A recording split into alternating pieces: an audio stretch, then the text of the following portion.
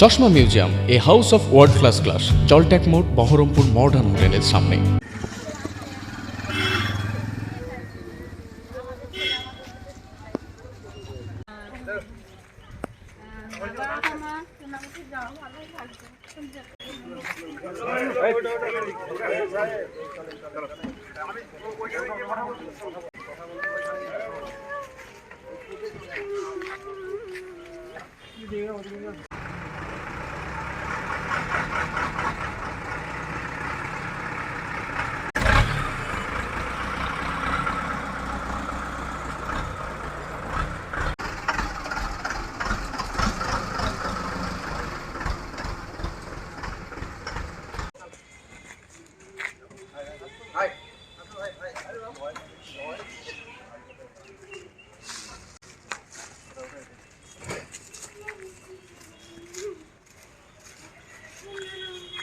এই আসামি সাহেব শেখের শাস্তি আজকে ঘোষণা হলো। গতকাল থেকে দোষাবৃত্ত করা হয়েছিল, আজকে শাস্তি ঘোষণা হলো 10 বছর জেল এবং সঙ্গে 50,000 টাকা জরিমানা। 50,000 টাকা না দিলে আরও 10 বছর জেল।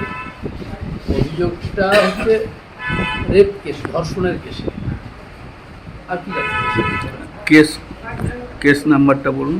কেস নাম্বার মানে থানাতে, মুর্শিদাবাদ থানা কেস নাম্বার হচ্ছে 1195/24, ডেটের 20/12/24। আচ্ছা। ফার্স্টলি এটা এই ঘটনার দিন আগে 0 এফআইআর নবগ্রাম থানাতে হয়েছিল। নবগ্রাম থানাতে মুর্শিদাবাদ থানাতে ফর ইনভেস্টিগেশন। এখানে কেসটা আশিস মজুমদার ইন্সপেক্টর কেসটা তদন্ত করে চার্জশিট দিয়েছিল। টোটাল 8টা সাক্ষী এক্সামিনেশন মামলাতে, ভিকটিম সহ, ভিকটিমের বাবা সহ। এই আসামিটা এখান থেকে ঘটনা করে অবস্থান করে পালিয়ে গিয়েছিল। এই ঘটনার এফআইআরে অভিযোগ ছিল 20/12/24 বা ওই তারিখের ঘটনা হয়েছিল। তার 1 মাস আগে মেয়েটার সঙ্গে প্রেমালাপ ফেসবুকে হয়, ফুসলে ওকে লালবাগ হোটেলে নিয়ে আসে, একটা কিছু খাবার খাইয়ে দিয়ে অজ্ঞান করে দেয়, যে ধর্ষণ করা হয়। এটা যে অভিযোগ। এই ঘটনার পরে আসামি অবস্থান করে পালিয়ে যায়। পরবর্তী টাইমে মুর্শিদাবাদ থানার পুলিশ ওকে গুজরাট থেকে অ্যারেস্ট করে নিয়ে আসে, কান্ডালা কেস থেকে। গুজরাট প্রভিন্সের কান্ডালা থানা এরিয়ায় সেখান থেকে অ্যারেস্ট করে নিয়েছে। আসামির নাম সাহেব শেখ। এই কেসে এর ঘটনাতে আরও কিছু আসামি ছিল যারা একে এই অপরাধে সাহায্যকারী ছিল বলে অভিযোগ। এই তাদের বিরুদ্ধে অভিযোগ প্রমাণ হয়নি বলে তারাকে কালকে খালাস দিয়ে দিয়েছে। মোট 8 জন সাক্ষী হয়েছে পুলিশ সহ। আচ্ছা। আমি মোহাম্মদ নকিবউদ্দিন, এই মোকদ্দমার সরকারি আইনজীবী।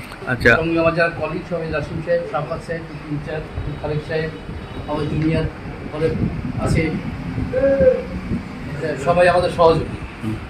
এরা সবাই আমাদের সহযোগী, আমাদের পরস্পর সবাই আমরা সহযোগী। আমাদের স্টাফ তাপস তুই পালিয়েছিল, তুমি এসো। আশায় ফখরুল বিলব ছিল অরিজিনাল, এখানে গোলাম রসুল, তার হয়ে সিনিয়র হিসেবে কাজ করেছেন মিস্টার সুজয় মুখার্জি।